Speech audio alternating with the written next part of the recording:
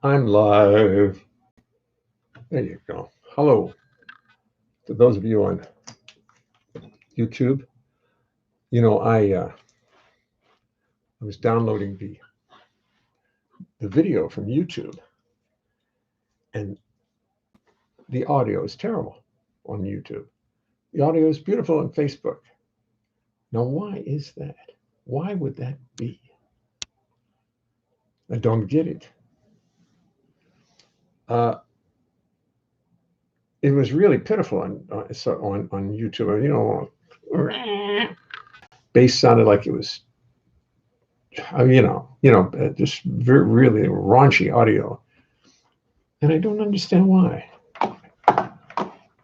But on YouTube, I just blocked out a little bit. I'm going to try to set the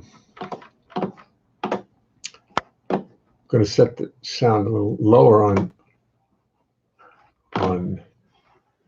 YouTube and see maybe that'll help. Boy, it was dreadful. Dreadful. So we'll leave it there. Okay. Input done.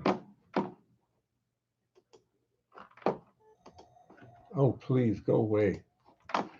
Everything on the computer popped up. I spent half the day today. Half the day. I got up at 1:30. After I got up briefly at 7, read the paper, had a little breakfast, got tired, went back to sleep at like 8:30. I got up 5 hours later. I think my day is going to be changing. I think I'm going to become a night owl. And less of the day will I spend open. I think that's a good way because the day it's too bright and too active. Shouldn't be. And anybody who happens to be watching on YouTube, if you people would like to send me a message and let me know you're there, I appreciate it. Although I'm finding that the Facebook audio is much better. Don't ask me why. Mark Zuckerberg wins again.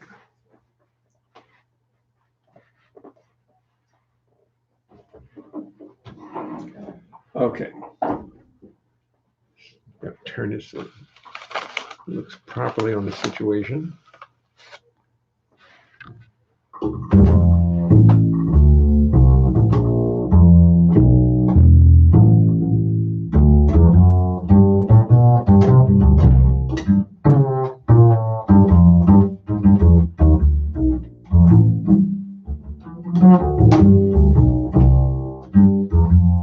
Let me tell you something as we start the show. It's a little something I thought you should know. So I will tell you as we settle into place. It's impossible to sing and play the bass. You're a lovely group of people. You deserve the courtesy of knowing what you can expect of me. I've practiced, but it will not mean a thing, because it's impossible to play the bass and sing. You see, the bass is fretless, not like a guitar. The bass, you spend your whole life wondering where the hell you are. It's got no little markers, just a fingerboard so bare, and lots of notes which often are not there.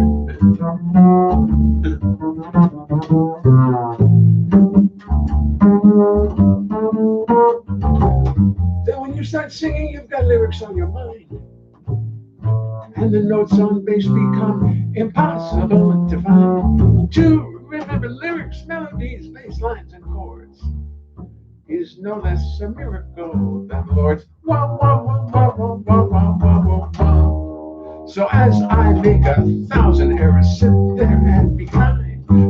Do not throw tomatoes at me, keep this all in mind. Remember, this is serious. Remember, this is art. Remember this, or I will fall apart.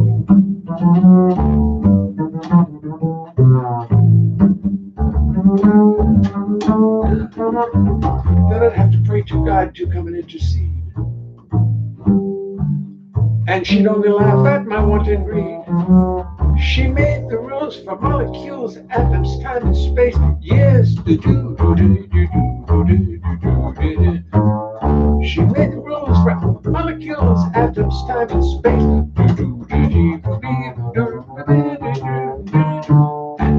Made the rules for molecules, atoms, time, and space, and she knows it's impossible.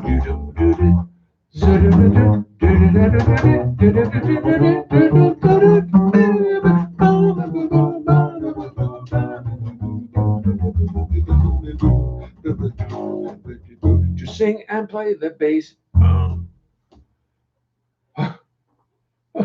Excuse me, too much light overhead.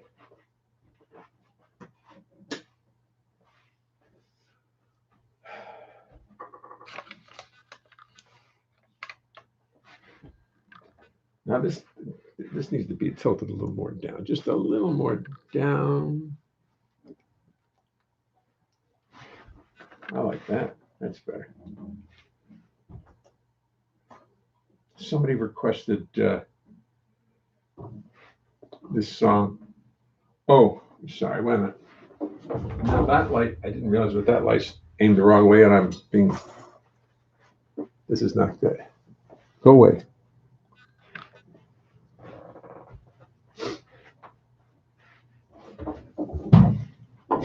That's better. Life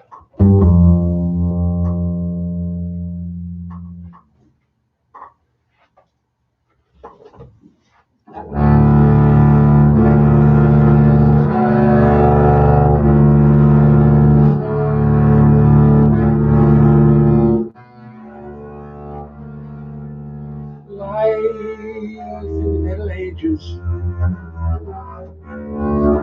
was just outrageous. Life in 1383 is just as bad as it could be.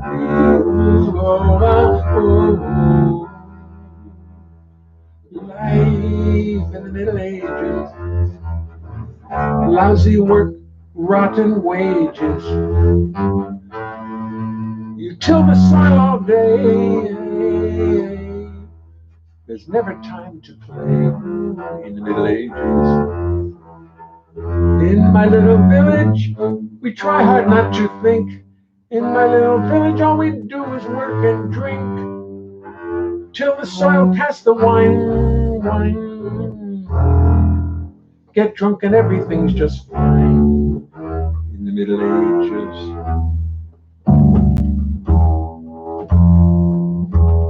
Life in the Middle Ages. A man must be courageous. Now we're off to the crusades. Pillage villages and maids in the Middle Ages. The king rides into battle, and I must hold his sword. Do not worry, I will be right here with you, my lord. He wears all the armor, I'm the one who will be gored, but I won't be bored.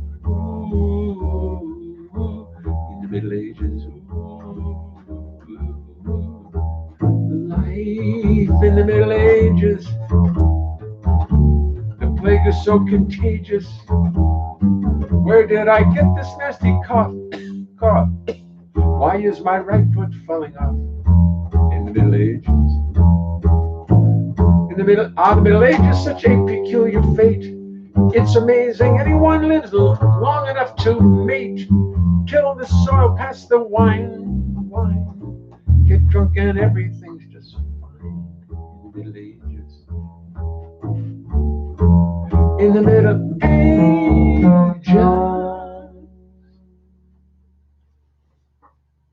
Another D minor song.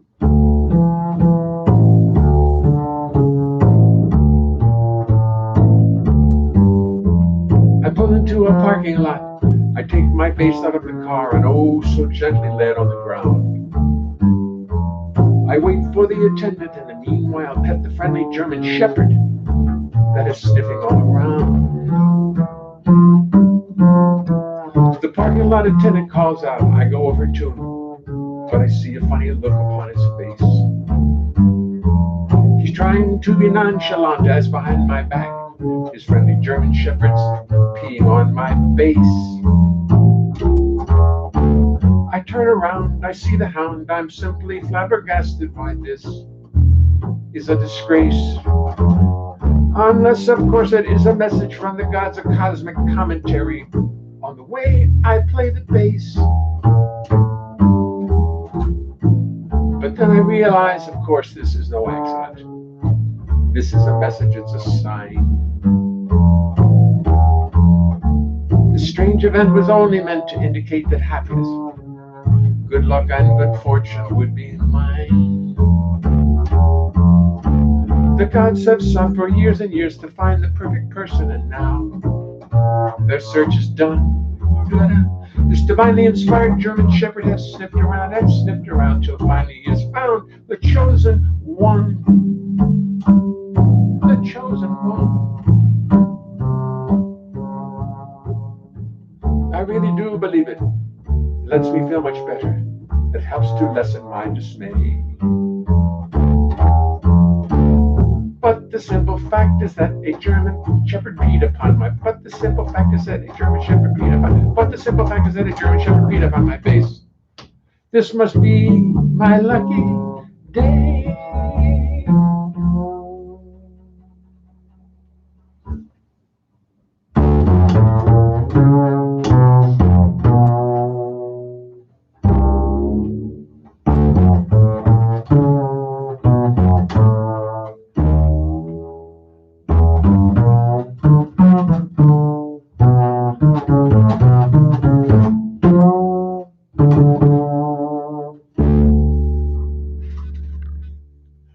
Anybody remember who had a really very funny hit on that song?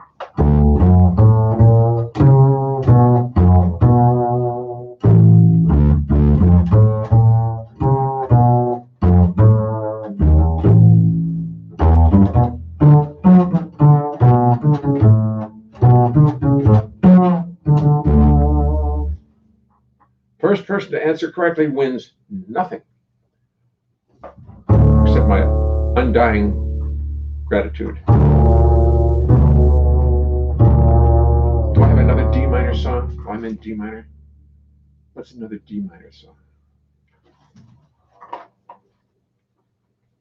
It's 5 p.m. I'm sitting on an airplane at LaGuardia. The captain says there will be a delay.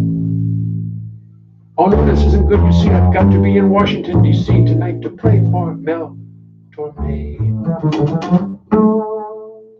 Out the window of the airplane, lightning's crashing, winds are thrashing, skies are dark and rain is whipping by. Still somehow 3 hours, so now I've got to be in Washington, D.C. This plane has got to fly. I did not tell a soul last night about my little New York flight. I knew that I could make it. I did not tell a soul last night about my New York flight. I knew that I could make it back in time. But now it looks like Mel Torme may play tonight without the bass. And let me tell you, that would be a crime. That would be a crime.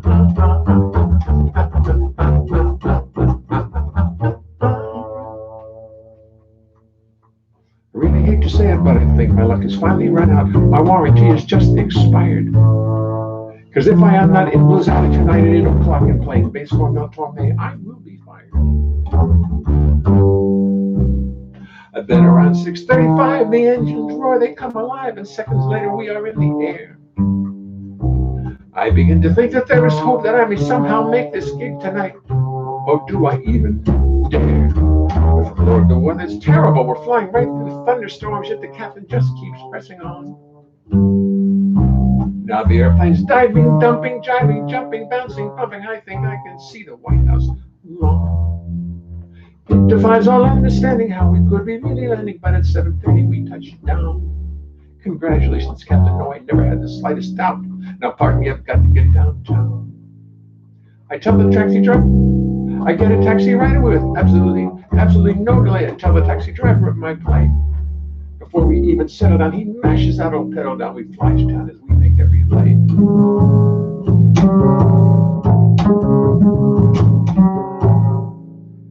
8 o'clock, we reach Blues Alley. I walk in quite casually, as if I weren't under such duress.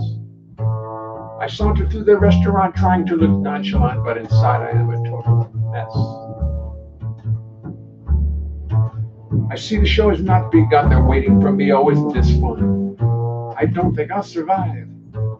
So fully prepared to meet my doom, I walk into the dressing room and find I am the first one to arrive. Though my worry and my fear, it turns out I'm the first one here. Sometimes life can be sublime. In spite of all the stress and strain, I went through on that stinking plane. I'm the only one who's here on time. The only one on time.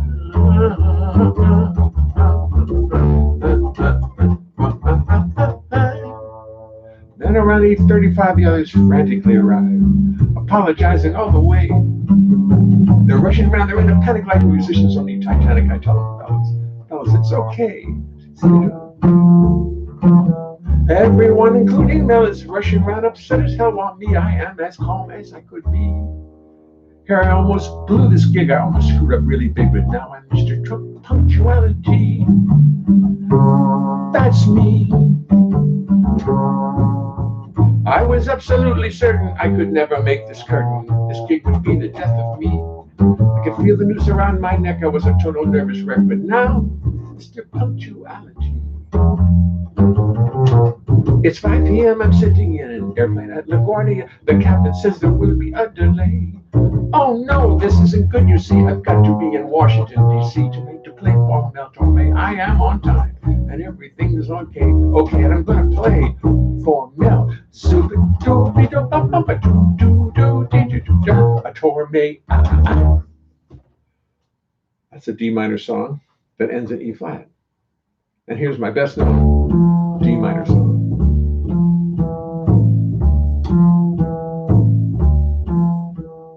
Take my seat aboard a plane. What is this I see? A Leonard Bernstein comes aboard and sits right next to me. First class New York to LA, some things just work out right. I'll be sitting next to Leonard Bernstein this whole flight. Maybe I should just act like I do not recognize him. Be real cool and do my best not to antagonize him. Now we're rolling down the runway, next stop is LA. I'm nonchalant like I ride next to Lenny every day. Naturally I turn to him against my own advice. Introduce myself and find that Lenny's very nice. Soon we start to chat and drink and talk about our lives. We talk about our children and our wives. What a lovely fellow, what a lucky day. Me and Lenny side by side, New York to L.A.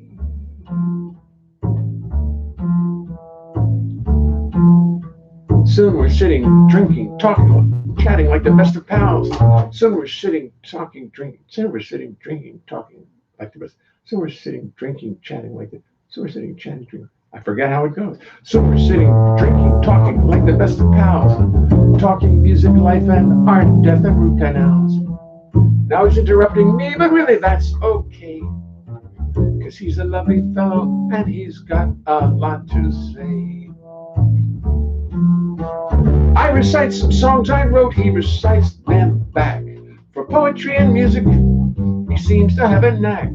He tells me that his new show closed and now he's feeling beat. And he's not used to dealing with defeat. What a lovely fellow, what a lucky day. Me and Lenny side by side, New York to L.A.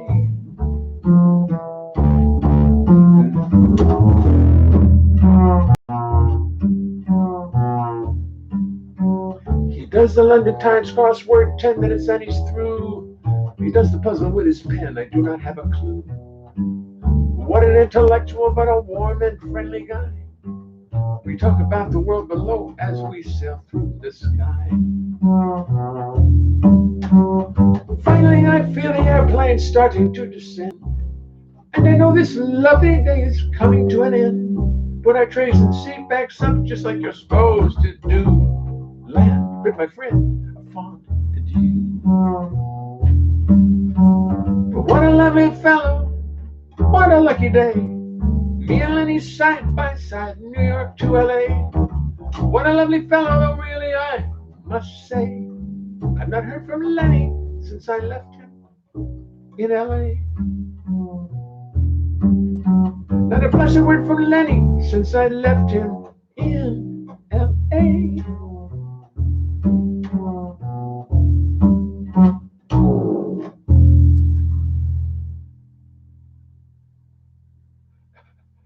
That was a bunch of D minor songs. Two of them end up going up a little bit. I'm not much of a guy for changing keys in the middle of a song, but I did, didn't I? There's no Chris Lenz. You know Chris on YouTube. You're my sole viewer, and I hate to say it, but I tell people to go over to Facebook because audio is better on Facebook. If what I'm getting back, Chris, on YouTube is the same as you're getting, it's lousy audio, but on Facebook, it's beautiful. Cynthia Stanley Crane, Cynthia, love that song. Thank you, Cynthia. Joni Taylor, hi, Joni Taylor, how are you? I'm not going to, Bill Boggs. Everybody remember Bill Boggs is here for Bill Boggs. How are you, Bill? David Budway, Budway, are you doing your show? Are you doing it regularly? Because I heard it the other day and it was fantastic. Just make sure that it doesn't cut out. I know you're in the cellar. You're broadcasting from your cellar. Is there some way to not? And all of a sudden, this wonderful set of music, which I have on tape too, by the way, disappeared. Everybody watch David Budway's live shows. They're fabulous. I mean, they are. Les DeMurl. Hi, Les. Casey Conrad. What was scale in 1383? A stone, I think. A stone and a handful of dirt. Daniel Fabricant. Hi, Daniel. How are you, man? Nick Nave, and my partner in crime, Renee Raff. Soon to be appearing sometime at 54 Below. Keep an eye out for us. Casey Conrad, Jonica, Evelyn Champion. Wish Mike was still around. Oh, please. Yes. Joe Morello is, no, Joe Masello. I said Joe Morello. Excuse me, Joe. Joe Masello, how are you? I thought from here.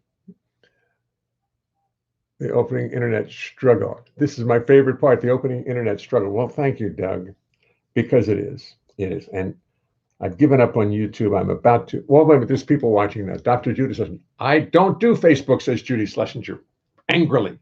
So don't tell me to do Facebook. Well, okay, Judy. I fixed the audio over here by turning down my volume. Oh. Bill fixed his audio on YouTube by turning down the volume. There you go. See, people that's true. You're right. Every night it's the same. But I listen. My engineer keeps not showing up, Doug. He just never comes. I wait for him at the door. I go down the street. He never should have. So I have to do all this myself. And if you set it up too far in advance, your computer says, no, you're not serious, and it turns off. Mary Jane Harper's back. Tim Weber, Tim Vader. Stephen Goldberg is here. Kate Gill is here. Dick Clark is here. Hey, Dick. Keith Bishop is here. Rosanna Eckert is here. Alan Jaffe. Pleasure to visit from New York for an hour, says Gary Anderson. And out there in Vegas. The internet struggle. That's what it is. It's like a wrestling match. Bernie Feinberg. Hi, Bernie. Hi, Phyllis. You aren't reversed tonight. No, I'm not reversed tonight because I've learned almost exactly how to do it. But I'm getting it right these days.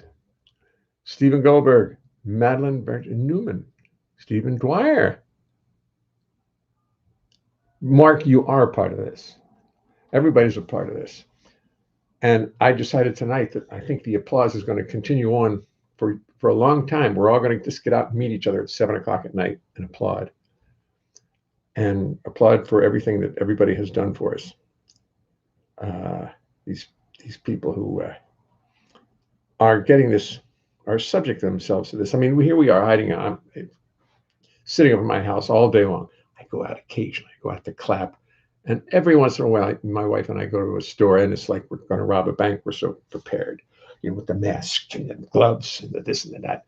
And we sneak in, and the store doesn't let any more than 10 people in at one time and all that. But other than that, it's here. It's here in the city. Someday it'll be fun to get back out again. Hi, Maggie Worsdale. Chris Smith, how are you? Oh, the list grows and grows. John Lurkey. Not playing lefty anymore. No, John, I decided to go right-handed. The left-handed was too easy. Yes, Cynthia Stanley Crane. Facebook has been a lifesaver for me. Also, I have been watching more movies than I ever did in my life. I was not a guy to sit home and watch movies. And I watched a series called Pennyworth from England. I highly recommend it. It's on, I forget what they call it, an English channel, but it's on demand. If you have on demand, it's not Spectrum. It's not Showtime. I forget what it is. I forget, with an X in it. It's got an X in it. A short little name. And boy, is that a good series. And it's Pennyworth something. Oh, Pennyworth. He puts, what's his name? James Bond to shame. And Pennyworth's very young, very thin, and very clever. Very clever. And there's one English actor who's speaking in an American accent, except that every once in a while something British slips out of his mouth. And it's fun to watch.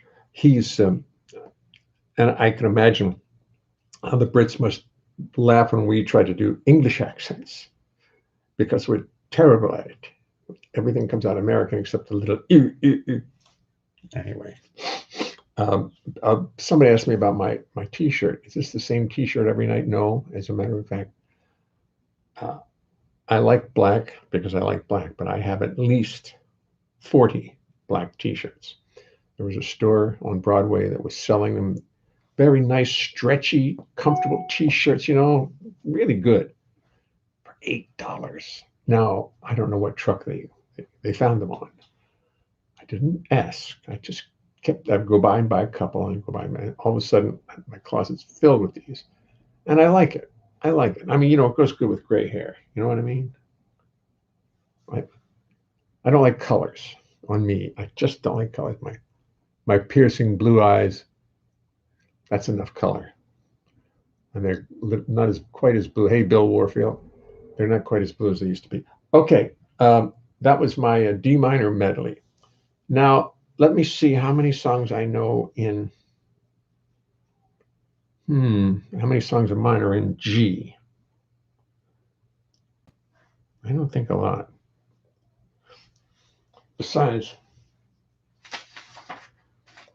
let me see, where's that poem I had tonight? I really had a poem I really wanted to read you, because it's important. It's an important poem. No, it's not it. Where did I do it?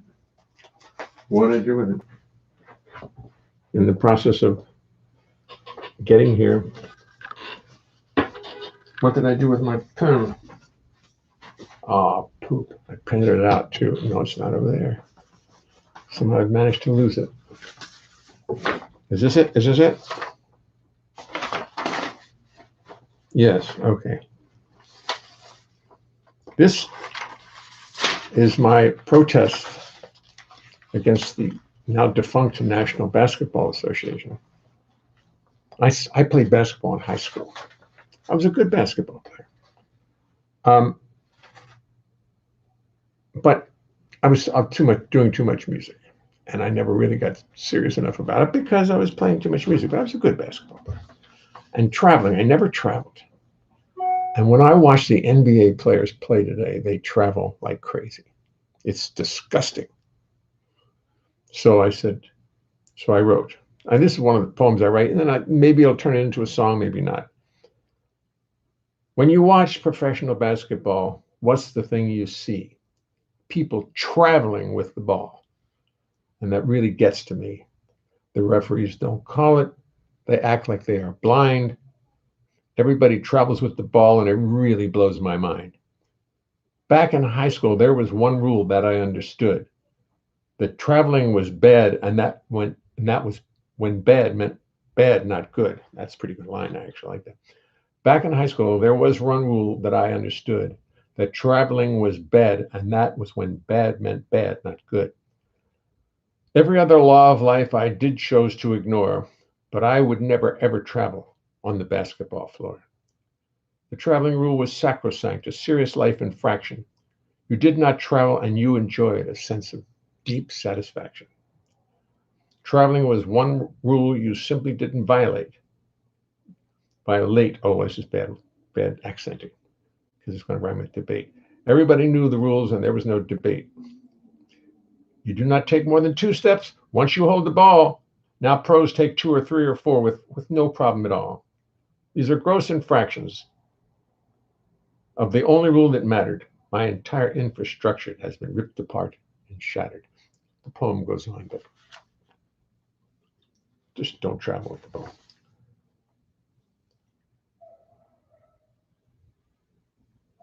Now LeBron James travels anytime he has the ball. I wrote this today. No one dares admonish him. No one dares to call. Now, these are the players I wrote who were playing when I wrote this thing. Oh, boy. Look at Michael Jordan. He travels all the time. And Patrick Ewing takes 14 steps before he stops on a dime. That's when that's the thing. Oh. No, I wouldn't travel with the ball. I was one of those fools. But now I've learned that it is good to disobey the rules. Drive 100 on the highway, Budweiser in my hand. Disregard every law they pass. They will understand. And when I stand before the judge, what am I going to say? Don't blame me, judge. Put the blame on the guys in the NBA. You understand? That's pretty good. I think that last line saves the whole poem. Saves the whole thing. Okay. I have 2 songs I need to do to dedicate to my my dear Renee Raff in Florida.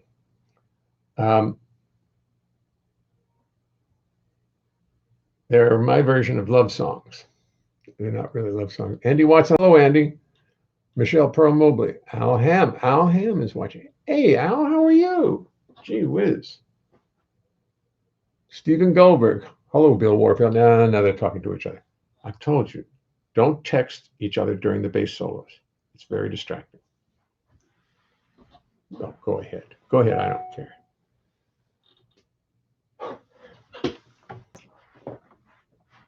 These are for you, Renee. This song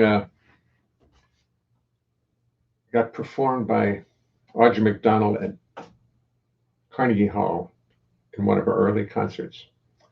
And there was my name on the playbill, right next to George Gershwin and Harold Arlen and Irving Berlin and Jay Leonhart with this song.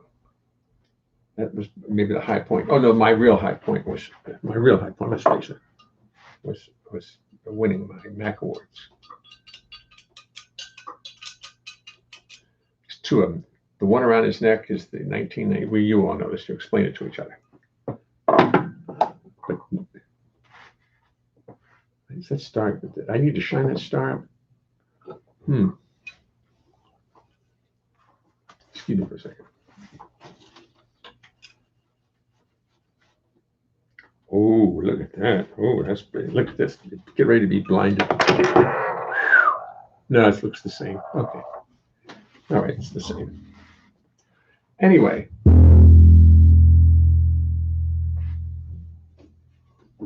This first selection was, as I said, was performed by Audra McDonald at Carnegie Hall.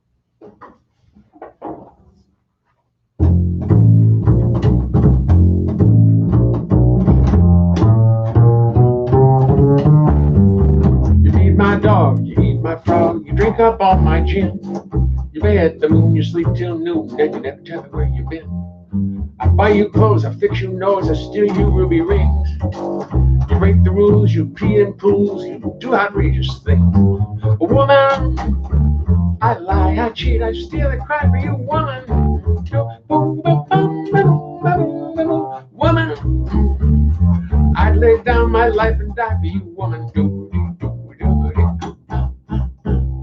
Take my car, you drive so far, you come back with a tank on E. Your hair all messed, you have dressed, you just look at me. You're out all night, you come in tight, you fall down on my bed. And there you lay for all the next day, for all I know you bed. Oh, woman, I lie, I cheat, I steal, I cry for you, woman. Do do bum bum do do do. Woman, I lay down my life and die for you, woman. Now listen, friend, this has got to end. We got to have ourselves a talk. Things got to change, you got to rearrange. Somebody gonna take a walk. Now I ain't one to put down fun, but this time you've gone too far. You take my cash, you smoke my hash. Who the hell you think you are? Yes, you did feed my dog, eat my frog, drink up all my gin.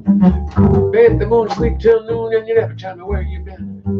I buy you clothes, I fix your nose, I steal you ruby rings. Cause you break the rules, you pee and poo. Still I love you so, pretty baby. Still I love you so, pretty baby. Still I love you so.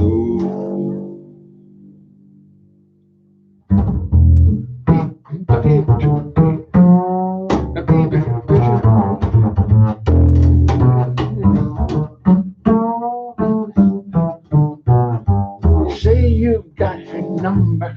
You say you are so smart. But don't say I did not warn you, friend, cause she's gonna break your heart.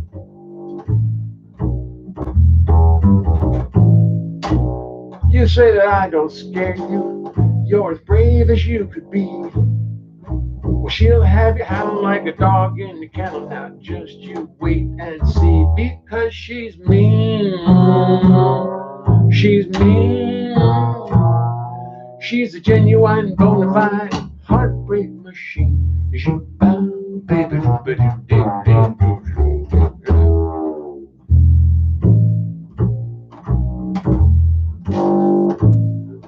your heart just loves to wander. Your heart just loves to roam. Just like General Custer and his boys, you're gonna wish that you never left home. You say that I don't scare you. You say, what's all the fuss? Well, she'll have you feeling like a poor little beagle run over by a Greyhound bus, because she's mean. She's mean. She's a genuine, bona fide heartbreak machine. Once she gets you in her sights, there won't be no way to distract her. You're gonna feel like a bug, you're gonna feel like a squirrel beneath a big steamroller, or a bug in a trash compactor.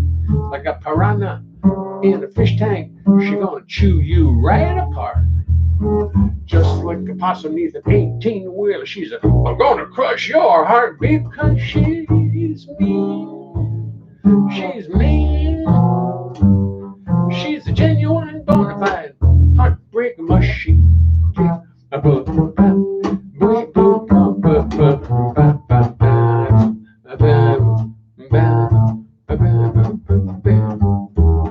You're going to end up hurt. It's written in the plot. You're going to feel like a watermelon dropped from a helicopter down into a parking lot. Oh, you're going to end up hurt. Sorry about that. But just like a bug on the windshield of love, your heart is gonna go splat, because she's mean. Whoa, she's mean. She's a genuine, bona fide heartbreak machine. She's mean.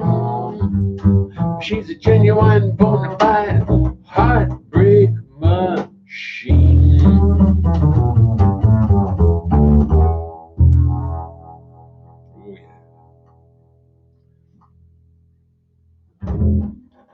Okay, that's my Renee Rapp medley.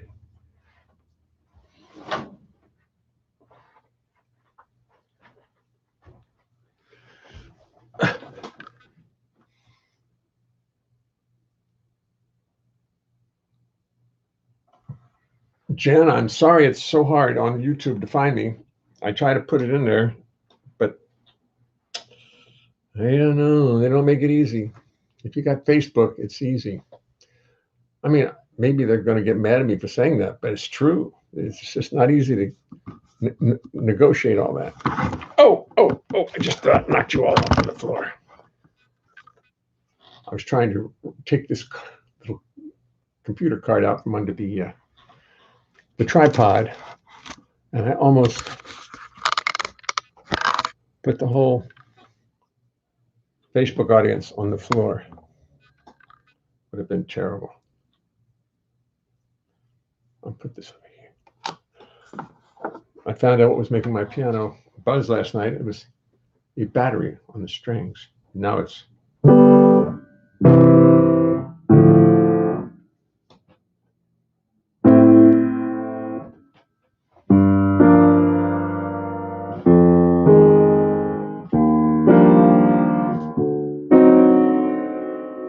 that's a good song, although I'm sure it comes from somebody. Probably Steely Dan. I steal everything from Steely Dan, unconsciously, of course. Thank you, Jen. I'm so glad.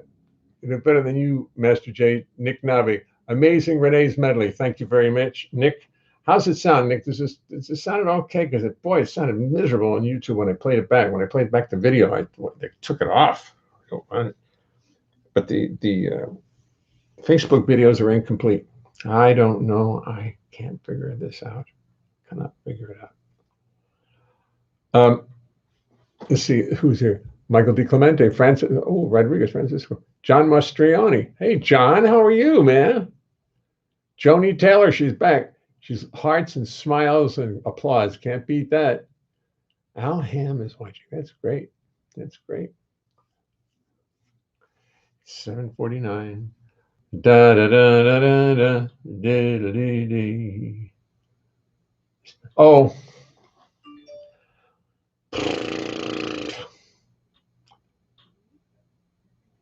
All right. I also had a request for 2 songs, very wordy songs, that I know pretty well. One is Mr. Potato Head. Somebody really wants to hear Mr. Potato Head again. Now, Mr. Potato Head is a little song that got written because of the fact that I was in Baltimore and I heard some people. I was performing down there, and I went to the bar afterwards, and there was 2 men standing at the bar looking through a briefcase full of newspaper headlines. And the headlines all referred to this matter. And these guys were laughing, and I said, what could that possibly mean? And they explained it to me. They said, no, this is very real. This actually happened here in Baltimore. And he had all these newspaper clips with this thing in it. And I didn't know whether he was serious or not. But when I read the newspaper, I knew they were. And now that I looked it up on YouTube, and the whole matter is right there. I mean, it's there. What are you going to do? So, this is the song about that subject matter.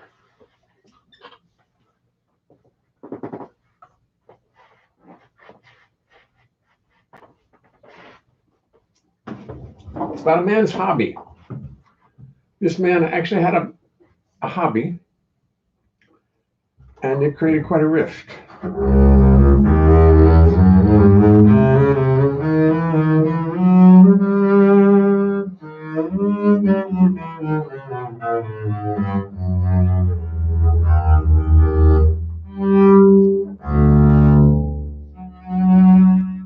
man had an interesting hobby.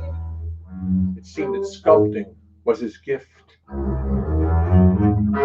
One day he decided he would sculpt a little something special and created quite a rift. For he decided he would carve a penis, and he decided he would sculpt a penis and he would carve it out of a potato. He practiced with hands and eyes. He colored it with natural dyes, like the pinks and reds in the tomato.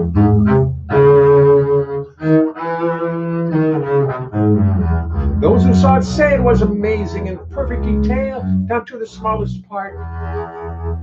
Anatomically quite accurate, very realistic.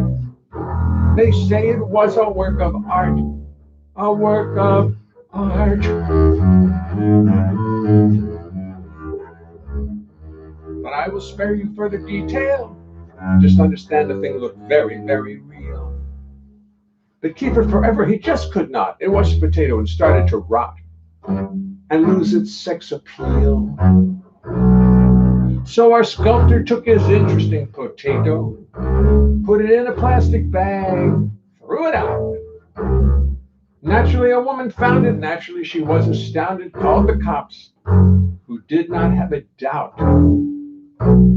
Nobody wanted to examine it too closely, but nobody doubted it was real. Soon the local papers heard about it. It was becoming one big deal. Morticians in the morgue were after lots of careful. The coroner's report quite firmly stated the thing was real. It simply was organic.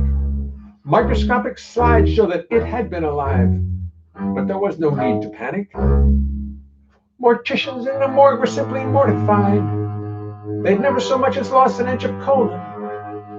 Now they were just horrified to think that someone who had died had possibly had an organ stolen.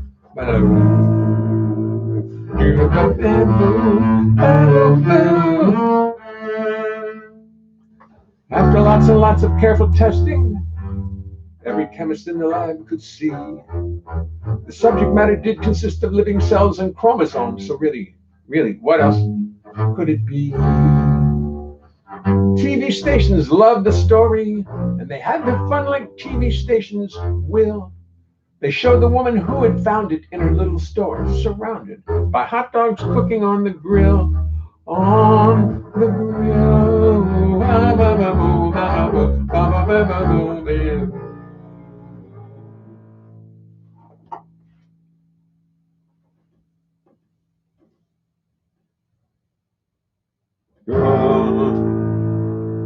Every week it popped up in the papers, the little store that would not go away, piquing everybody's sense of morbid curiosity and their fears about foul play.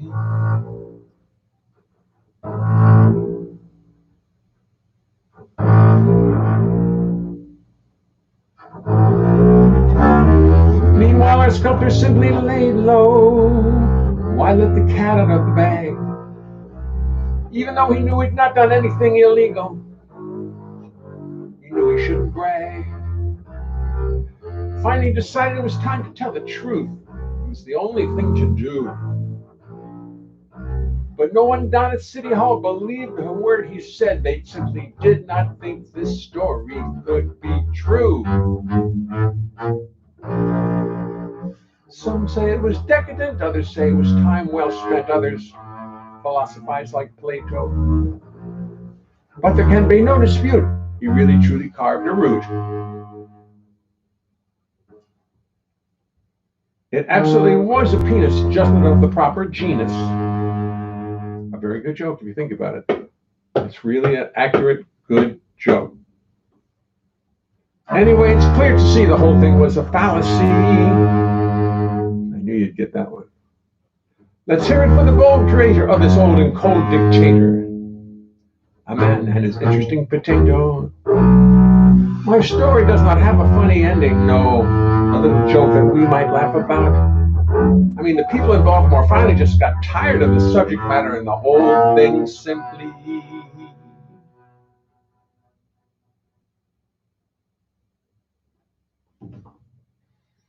Okay. I guess you get that one.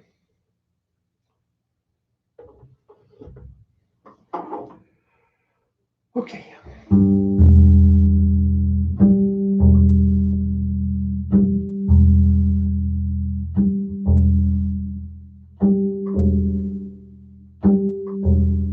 This is a story about a man named Henry. I tell you, I know it to be true. about a man gone stale in a city jail. Decided that his prison days were through. 5 years before Henry robbed the store, he got 10 to 20 years, no parole. One cold November night, Henry finally saw the light and decided that dig himself a hole. Now Henry didn't have no shovel, had to steal himself a tablespoon. Started digging on the 3rd of November, but was a free man on the 3rd of June, because it was 99 feet under thick concrete, spooning and scratching away. Hey, a darker down there than an old coal mine, but never saw the light of day. Henry stuffed his bed so it looked like his head and his body was a laying down at night. I went in the guard and checked his cell. He knew damn well that was Henry in there sleeping tight. But every night he'd drop out of sight, down the hole he dug in the floor. It was under the bed and down through the tunnel to where it stopped the night before. Henry stuffed up his bed so it looked like his head and his body was a laying down at night.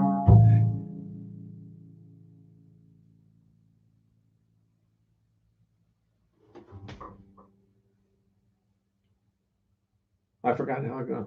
Henry spoon out some dirt, and he wrapped it. Henry spoon out some dirt, then he wrapped it in his shirt, then he dragged it on back to his cell. And little by little, wash it on down the sink, and then he rests weary body for a spell, because it was 99 feet under thick concrete, moving slow every day. Every night, flash about it. I wish I did a better man way. Henry spoon out some dirt, then he wrapped it in his shirt, then he dragged it on. Henry stuffed up his bed so it looked like his head and his body wasn't laying down at night. I went to guard, checked his cell. He knew damn well that was Henry in there sleeping tight. But every night Henry dropped out of sight, down the hole he dug in the floor. It was under the bed, then down through the tunnel to where he stopped the night before.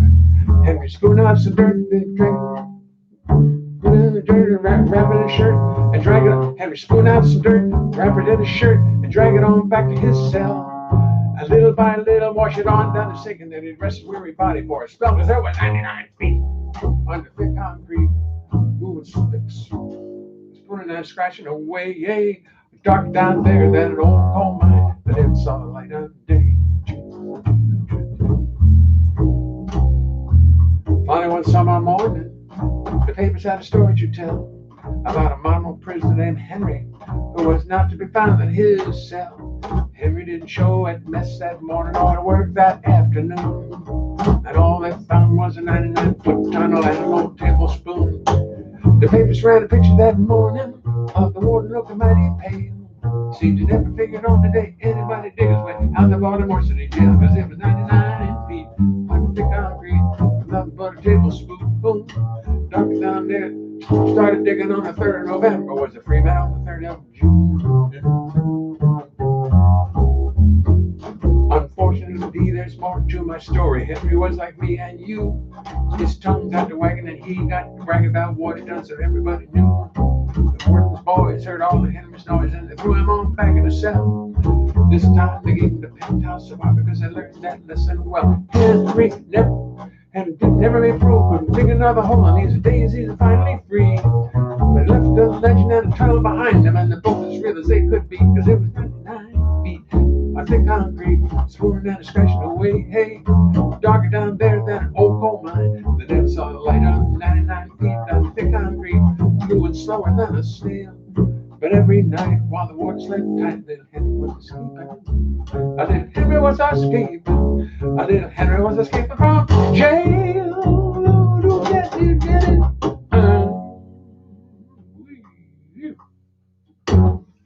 Well, I'll tell you, as I was singing that song and forgetting the lyrics, I remembered when I was working with Liza Minnelli in the 70s. You'd go, if you happened, if she, you might go into her dressing room for some reason, and she would be sitting there going through all the lyrics of the show that she was doing every night. She would nonetheless go through all the lyrics. And I don't go through all my lyrics. I'll take Little Henry and play it a couple of times, do it right, and say, yeah, I got this. Then I do some other songs, and I come back to it, and I get confused. Can't remember what goes next. I think practicing is probably a good thing. I think there's some value in practicing. I think repetition, drill. I think the word is drill. Teaching it to yourself. Yes. Yes. I remember when I was doing my one-man show, which Doug Romoff was the producer of. I would practice those songs endlessly, till I had them to perfection. Oh, well, but now I'm doing every song I ever wrote, plus others. It's not so easy. Okay, kids, it's 8:02. Think I've learned my lesson. I've got to go unjam my wife's printer. Got to put her printer together. She really jammed it up this time. It's really stuck. The paper's really, you get a cheap printer. You buy I'm not going to name the brand, but you name a printer, a laser printer for $100. There's got to be a reason it costs $100, because it doesn't handle paper very well. And you've got to just get every piece of paper and spoon feed it to the damn machine. So that's my little test tonight. Anyway, all you lovely people over there on Facebook, I assume you're still there. Yes, there you are. Thank you for joining us. Let's see, Dr. Judith, so they can soak you on the ink. No, you don't understand, Judy. Laser printers really are much more economical on ink than what do you call them, jet plans or something. They use a little cartridges of ink.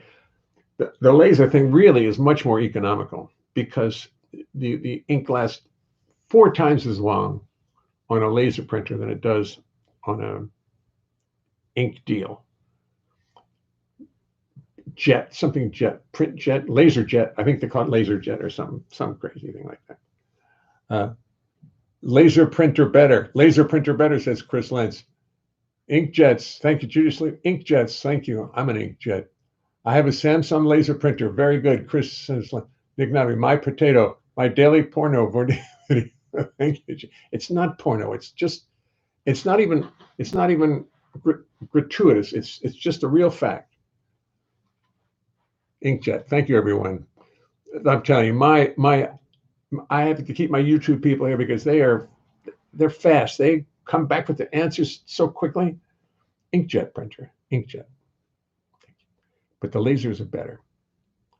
I recommend, they're much more economical. Even a cheap little $100 one still is. You just got to be very careful to load the paper in so neatly. And this is not, you got to take the paper, and you know what I mean. I mean, really, it's got to be just perfect. Then you carefully slide it in. Then you make sure it doesn't have any rough edges, and you put the little printer knob over it, and it'll work. But I don't think my little wifey, who is so careful about so many things, is putting her paper in with the care that she needs to be. I don't know how I'm going to break it to her. Anyway, it's great to see you all. Thank you, Judy. See you guys later. Load paper carefully. Chris Lentz says he's right. Load paper carefully. Very carefully. All right, that's my message for tonight. Load paper carefully. Sometimes it's the paper. Oh, it's always, yeah, sure. I mean, I never use, every time I print, it says, this is the wrong paper. You're not using the right paper for me. I said, well, yeah, but it's cheaper.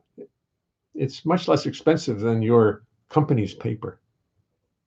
And I haven't jammed my printer in weeks, Kinahora. But it's still working great. It works great, but I'm so careful. That's all. Enough printer talk. Paper varieties. Thank you. Chris Lentz is having a good time. They matter. Oh, Chris, please, don't preach to me now. I know you're right. You're probably just right. But I get it from Staples. It's Staples really good printer paper. It has really good printer paper written on it. Boy, this stuff is really good, they say. And it works. I guess not, huh? All right, kids. I'll see you all tomorrow. I'm going to be here every night until I'll just be here every night until otherwise. It's true. They matter. Chris Lentz is really putting it to me now. He said, it's true. It's the matter. It's the paper. Okay, I'm going to tell you what I'm going to do. Good luck. Thank you, Chris. I'm actually going to put my, I'm going to get my wife for our present. We don't have any anniversary. We get her some genuine paper from the company, same company that makes her printer. Very well-known company whose name I just won't bring into it. Good night, YouTubers. Good luck to us all. Speak to you later. See you tomorrow.